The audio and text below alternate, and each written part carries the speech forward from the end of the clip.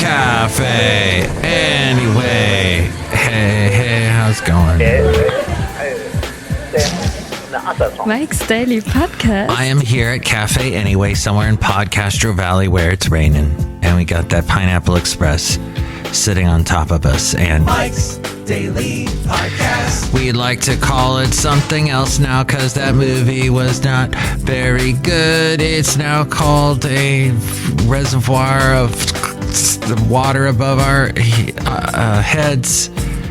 It's a transporting of liquids over our heads. It's an atmospheric river, actually, is what it is called. Mike's Daily Podcast. And we've probably heard that word too many times. And we all know, yes, we know, we got to be careful. Mike's Don't drive through Daily flooded intersections. Podcast. Turn around, don't drown. Yeah. Thank you. Say it over and over again. We finally get it, maybe. Californians, we need that hammered into our heads since we never see water, except for when we're at the beach or that Hurricane Harbor, or what is it called? Discovery Bay, the place that Six Flags owns. That's a water park. It used to be Water World. Anyway, Cafe Anyway, we like water. So, did you know that Bing, which I tend to use, I've been using that for many years because they give you points. They have passed 100 million users now, and they are closing the gap to getting as many people that use Google. No one ever thought that would ever happen. Everybody made fun of them, saying things like, oh, it's Bing Crosby's search engine, and he's been gone for how many years? Ha ha ha. He played golf. But it's all because of ChatGPT, which I used a couple times last night. Was checking stuff out, and it can be a little annoying because it is trying to have a conversation with you. And if you just want a straight answer, a straight search, it's going to be annoying. But I guess it can do amazing things, which I have not yet tapped into. So, and here's today's podcast picture. The podcast picture will be of something of the Bay Area. How about that? Something recent. That's new for this podcast. I'm being facetious and joking because it's not new. I post pictures from the Bay Area. Like Hayward was the last podcast picture from episode 2571, the one called Squeezed. This is 2572, 2572. And that picture was from Hayward in the beautiful sunset, which now it is cloudy and rainy. And I guess I could post a picture of the dark, rainy skies above Podcastro Valley. The late great Basil the Boxer used to love to walk in the rain. And I liked walking him in the rain because we'd come out of the rain, I'd towel him off, and he'd be like clean, super clean. He'd smell nice too. It was interesting. So Google, which counts for more than 1 billion daily active users, apparently, that's a lot. Microsoft said the surge in new users exposed a demand that I guess Google was not taking care of. Also in the world of, let's say, searching for a place to live, or searching for a good way to live, or searching for a life that that suits you, more consumers are leaning on credit cards to afford increasingly expensive necessities like rent and food. That helped propel total credit card debt to a record $930 billion at the end of 2022. And that is almost a 19% spike from the year before. So the average balance rose. This is the balance that people carry from month to month, which then accumulates interest. So you're going to pay the interest that's crazy big someday. They're making money on their money that they're lending you, basically. The balance rose to $5,805 over that same period. Households are nearly at a breaking point. The breaking point is the level where debt that will become unsustainable to most people.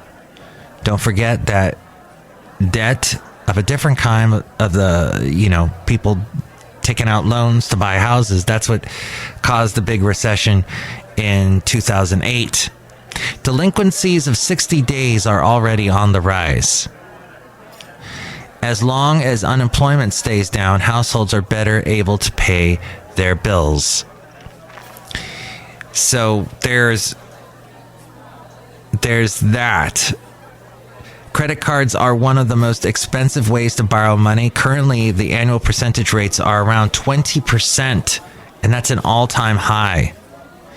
Cardholders do have options, though. 0% balance transfer credit card offers are even more plentiful than they were a year ago, and they remain one of the best weapons Americans have in the battle against credit card debt. So that's something to consider, experts say. But try to keep your credit card debt down as best you can. If unemployment stays down, that means we're working and we're paying off that debt. And the boat doesn't capsize. And we have some kind of equilibrium. I am not some kind of financial expert, but it seems to me that that's something to consider. Hey, you know what?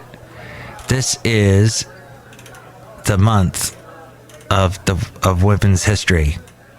Did you know that? Well, let's take a quiz, shall we? I'm borrowing this from Bing, which I make points on when I do searches and whatnot. I might get points doing this. So, Amelia Earhart. No, it was Earhart. There's a big old, it's a big mural of Amelia Earhart. It's at a restaurant called Earhart's. And that's in Oakland, near the Oakland airport, because apparently she flew out of that airport. Amelia Earhart was the first woman to do what in 1932? Fly an airplane, fly a plane solo across the Atlantic, or fly a plane across a continent? As we go outside a cafe anyway, where we bring you Mike's Daily Podcast, somewhere in Podcastro Valley. Anyway, the last place on Earth. I'm going to take a wild guess and say fly an airplane. The front panel will close automatically. Oh, wrong. Actually, she was the first woman in 1932 to fly a plane solo across the Atlantic. The American aviation pioneer took off from Newfoundland, Canada, in her single-engine Lockheed Vega 5B. 15 hours later, she landed in a field near Derry, Northern Ireland. When a farmhand reportedly asked her, "How far have you flown?" Amelia Earhart replied, "From America." So another woman, Marie Curie won the Nobel Prize in Physics. And which other field? Was it chemistry, economics, or physiology of medicine? I'm going with chemistry. I got that one right. In 1903, the Polish-born French scientist was the first woman to win a Nobel Prize for her work on the discovery of radioactivity. That's right. Isn't there a movie about her that's out or came out last year or the year before? She won the chemistry prize in 1911 for discovering the radioactive elements polonium and radium, becoming the first person and only woman to win the Nobel Prize twice, and the only person to win the Nobel Prize in 2 different scientific fields. Her full name was Marie Solomia Skłodowska Curie, Polish and a naturalized French physicist and chemist. And finally, which country was the first to grant women the right to vote? New Zealand, Canada, or the UK? I'm leaning New Zealand, aren't you? Yes, in 1893, following some 20 years of activism by suffrage campaigners, New Zealand became the first nation in the world in which women had the right to vote, beating Canada and the US by 25 years. Dang. Who was the first woman in space? Was it Sally Ride? Yes. Or was it Svetlana Savitskaya or Valentina Tereshkova? I was wrong. It's not Sally Ride. It is Valentina Tereshkova, a Soviet cosmonaut. She was the first and youngest woman to have flown in space on June 16th of 1963 at the age of 26. She was launched in the aircraft, the Vostok 6, and orbited Earth 48 times, spending almost 3 days in space. She remains the only woman to have been on a solo space mission. Yes, but Sally Ride did go into space. And she holds a first, I think is the first American woman. The Rock and Roll Hall of Fame inducted its first female performer in 1987. Was it Whitney Houston, Etta James, or Aretha Franklin? I'm thinking it was Etta. No, it was Aretha. The Queen of Soul's hits like Respect and Natural Woman earned her a spot in the Hall of Fame and many other honors, including number 1 on Rolling Stone magazine's 100 Greatest Singers list. Then what actress has won more primetime Emmys than any performer in history? Mary Tyler Moore, Julia Louis-Dreyfus, or Cloris Leachman? I thought it was Cloris Leachman. No, Julia Louis-Dreyfus, Elaine. She's fed up with comic legend Cloris Leachman. Oh, wait, she's tied with comic legend Cloris Leachman. I think Cloris passed away. But she's tied with her for most acting Emmys, but has also won awards for co-producing. She co-produced Veep. Mary Tyler Moore, whose barrier-breaking 1970 sitcom co-starred Cloris Leachman, rounds out the top 3 all-time winners. Fantastic. Yes, Cloris Leachman was in that show Raising Hope. And she did that when she was a lot older. Yeah, she passed away in 2021. She did a remarkable job on that show later in life. So Harriet Tubman is famous for freeing hundreds of slaves, but she was also a spy, a military leader, or was she both? I'm thinking she was both. Yes, the escaped slave known as Black Moses was a key figure in the Underground Railroad in the lead up to the Civil War. During the war, she scouted she scouted routes for escaped slaves in Confederate territory. Later, she helped lead over 150 troops in the raid at Combahee Ferry, which freed more than 700 slaves. Who was the first female justice of the U.S. Supreme Court? Sandra Day O'Connor, Ruth Bader Ginsburg, or Sonia Sotomayor? I thought it was Sandra Day O'Connor. It was. She was nominated in 1981 by a Republican. That would be President Reagan. O'Connor was the first woman ever recommended for one of the nation's top judicial seats. Despite pushback from Reagan's staunch conservative base, she was confirmed by the Senate with a majority, a shutout majority of 99-0. Zaha Hadid was the first woman to win the Pritzker Prize. What was her profession? This one I don't know. I'm going to be pleasantly surprised. An architect. Zaha Hadid was an Iraqi-British architect, artist, and designer, recognized as a major figure in architecture of the late 20th and early 21st century. She won the prestigious Pritzker in 2004. Known for designs with sweeping dramatic curves and angles, the Beijing airport may be the most famous example. In 2020, Katie Sowers became the first woman to do what in a Super Bowl? Kick a field goal, coach, or referee? It was coach.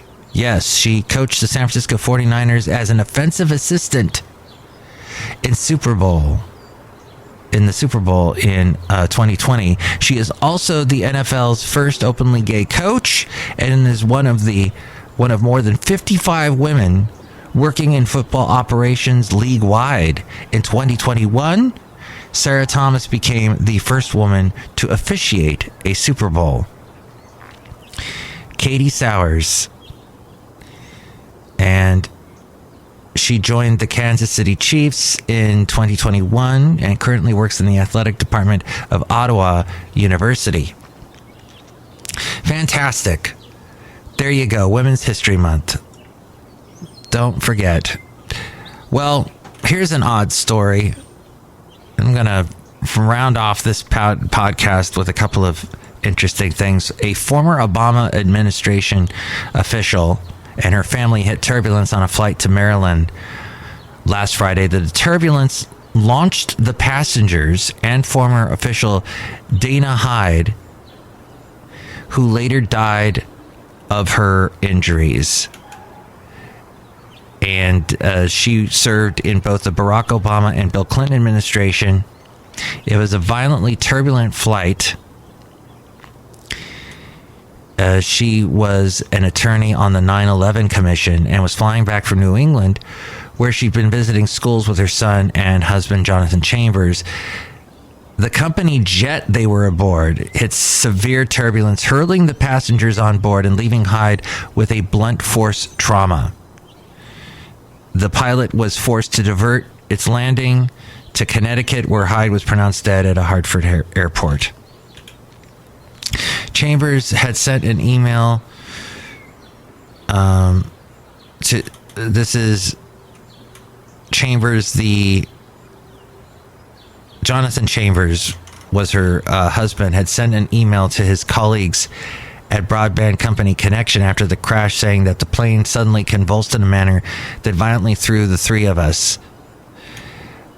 The NTSB has launched an investigation into the incident, noting that there was a reported trim issue, referring to the plane's ability to stay stable and level during the flight, and that equipment from the plane, like the cockpit voice recorder, were going to be analyzed. That's fascinating. So this is why we have to wear seatbelts on planes. It's a good idea to keep your seatbelt on, even though it's annoying when they have to remind you over and over again. And is it annoying when you get reminded over and over again to wear masks? We were talking recently about some study that said that masks don't work. That is bogus. This according to The Insider. This last story that I also told you was from The Insider and MSN.com. A new review of mask studies is generating buzz about whether masks work to prevent COVID. The review doesn't draw any major conclusions, but people are using it to say mask mandates failed. Mask studies have become a Rorschach test that people use to validate pre-existing beliefs. How so? Well, masks are annoying, and they're also partisan, and they're passé. And do they even work to keep people healthy? A new review by the prestigious Cochrane Collaboration suggests they only perform so-so. The review caused a major media frenzy. Some of the researchers performing the review took this lackluster finding as a ringing indictment of COVID-era mask mandates. There is no evidence that they work, said Tom Jefferson, a University of Oxford tutor who co-authored the review. That's not strictly true. We have a lot of evidence about what masks can and can't do. And the review was taken wildly out of context. This new research roundup, which came out at the end of January, is the latest update to a 16-year-old Cochrane systematic review designed to assess whether physical interventions, including masking and hand washing, help limit the spread of respiratory viruses. Cochrane is one of medicine's rock star publications, designed only to evaluate the most up-to-date, well-designed trials and the ultimate goal of promoting better evidence-based decision-making in healthcare. But the researchers didn't actually draw firm conclusions about whether masks work or not. They said, we are uncertain whether wearing masks or N95, P2 respirators help to slow the spread of respiratory viruses, the results might change when further evidence becomes available. There were 15 years of different studies included in this mega review of 78 research papers. 6 pertained to COVID, but many more were about flu. Some covered masks, while others assessed the impact of hand washing and gargling on disease transmission. Perhaps more importantly, several mask studies included in the new review didn't require anyone to actually wear a mask. Rather, researchers just handed masks out to some people and not others to see if disease rates were better when masks were available. And they were. So there was also some important COVID-era mask studies that weren't included in this review because even though they were well designed, they weren't randomized, controlled trials, which some consider to be the gold standard in medicine and in studies. But these studies are also instructive. The 2 COVID-positive Missouri hairstylists who coiffed 139 clients all wore masks. No one got sick. Or the COVID outbreak aboard the USS Theodore Roosevelt, where the masked medical personnel suffered fewer cases, and many studies of large school districts across the U.S. from Georgia to Massachusetts show that where masks are worn, COVID case rates are consistently 30 to 40% lower. The real problem with masks is you. And, oh, by the way, high-quality masks have already been used for decades to help mitigate, but not entirely prevent the spread of high infectious pathogens, including measles and tuberculosis.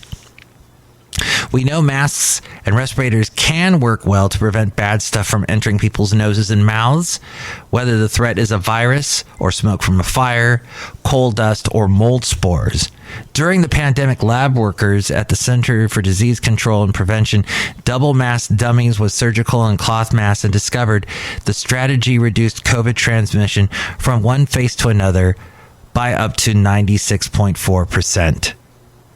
There are no inviolable laws of nature that we can rely on. An aerosol scientist at Virginia Tech who studies how viruses move through the air, Lindsay Marr, said, filtration of particles by masks is a physical process that has laws. When worn diligently by individuals, masks can be good tools for blocking viruses. They're not a silver bullet.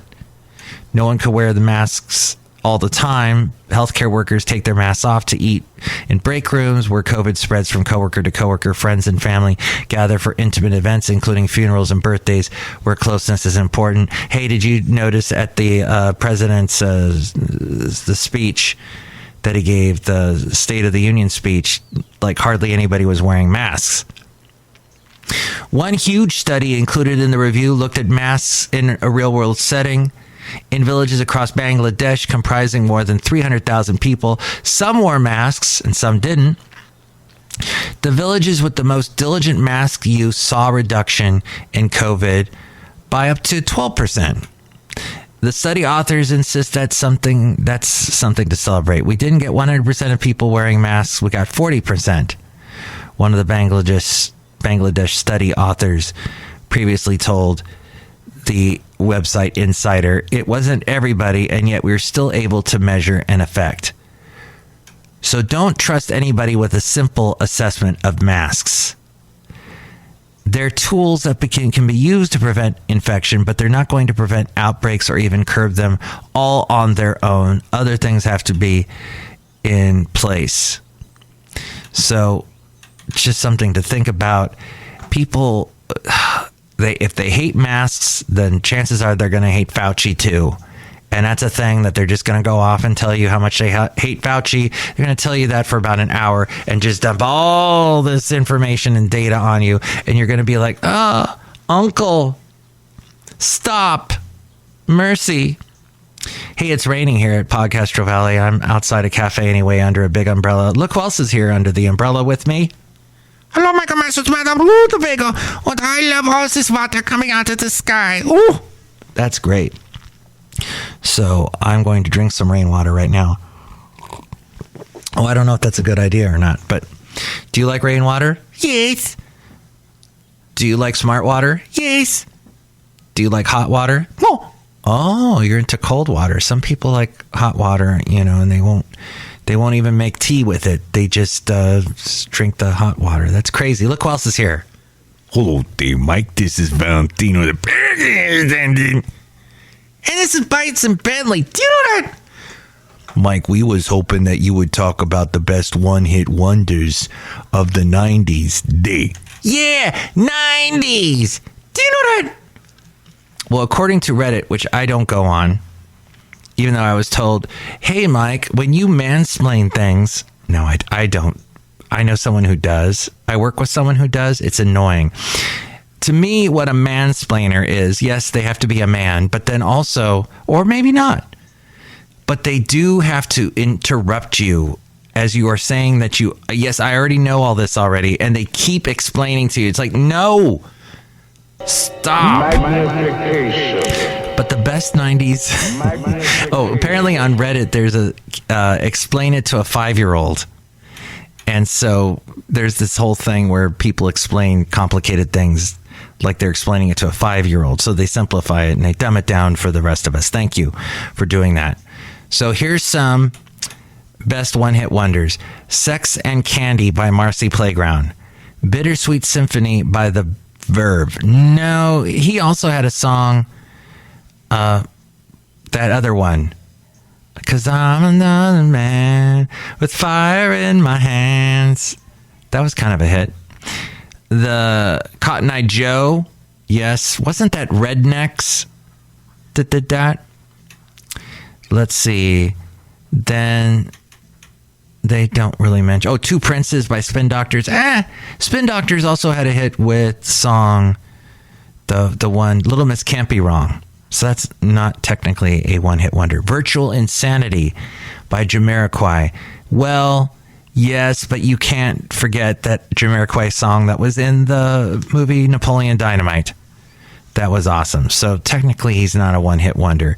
Ice Ice Baby by Vanilla Ice. Yes, Vanilla Ice did try to have another hit, and I can't remember the song.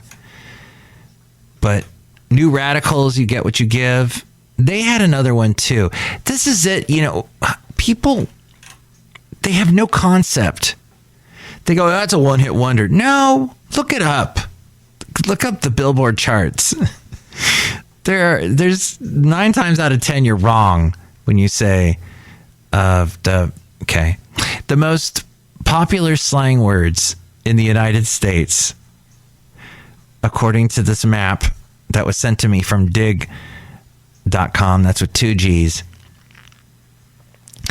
These don't really,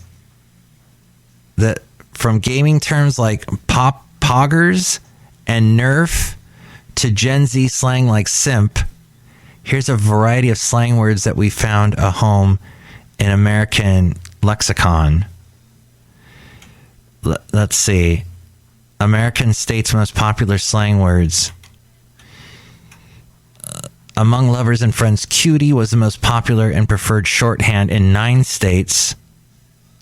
The Zoomers' invaluable contribution to this discourse has been words like simp and on fleek, the latter a phrase that was created by Kayla Newman, a.k.a. Peaches Monroe. All right. There's, I guess, names for people that you care for. Bae, baby daddy, sweetie, cutie, boo, baby girl, dearest. And in California, it's wifey. Well, that pretty much wraps up today's show, because I think we've hit the bottom.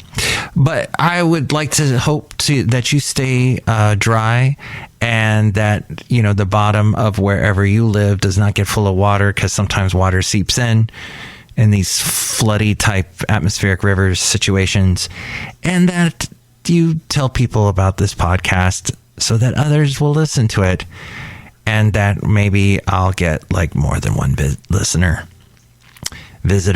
to the podcast. If not, that's fine.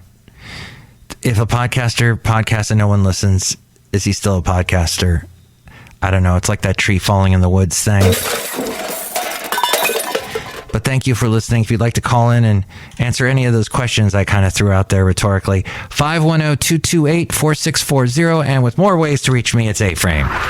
Mike's Daily Podcast is written and produced and performed by Mike Matthews. His podcast is super easy to find.